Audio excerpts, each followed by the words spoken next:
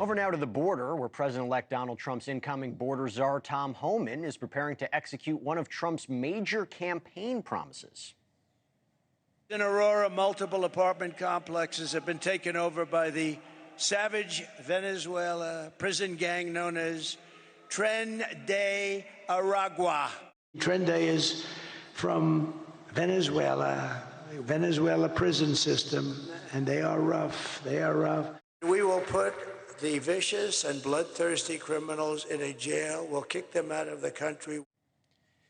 Donald Trump campaigned on apprehending and removing members of the Venezuelan gang all over the country, even holding a rally in left-leaning Colorado after this viral video of armed men seen walking through an apartment complex in Aurora was linked to gang activity. Well, joining us now is NewsNation correspondent Allie Bradley with more from her interview with the incoming border czar. Allie, good to see you. So what is Homan planning to do about this Venezuelan gang that, of course, is very much on Donald Trump's radar?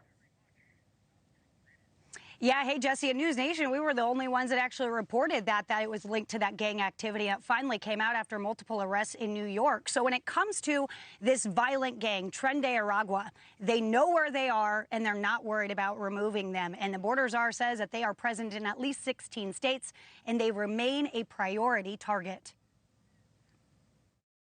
So right out of the gate, we'll be attacking Tren de Aragua, right where they operate, where they live, and we're going to put them in detention. We're going to remove them. For those who are pending asylum cases, it's clear. You got what we call conditions of release. When you're released, whether it's on an ankle monitor, released on OR, whatever, there's conditions of release. Participating in gang activity is a violation of those conditions of release. So at a minimum, we're going to take them back into custody. As far as finding TDA, we know where they're at. We know they're operating. HSI have been monitoring, working with state and local law enforcement. We know they're operating, and that's where we're going to be going starting day one. So now, Jesse, in the past, TDA was actually given permission. Their members were given permission by the gang leaders to fire on and attack law enforcement in several cities, including Denver and New York. So that obviously remains a priority for them to get removed because they've been tied to several crimes, including the brutal murder of Georgia nursing student Laken Riley. Jesse. Yeah, but you know what the thing is, Allie? What is the plan to remove these individuals if Venezuela isn't taking deportation flights? And by the way, the United States and Venezuela, they don't have the best diplomatic relationship. Yeah, a little nugget there. We don't really work well together, not in the same sandbox, right? They haven't taken flights back from us since February, nearly a year now.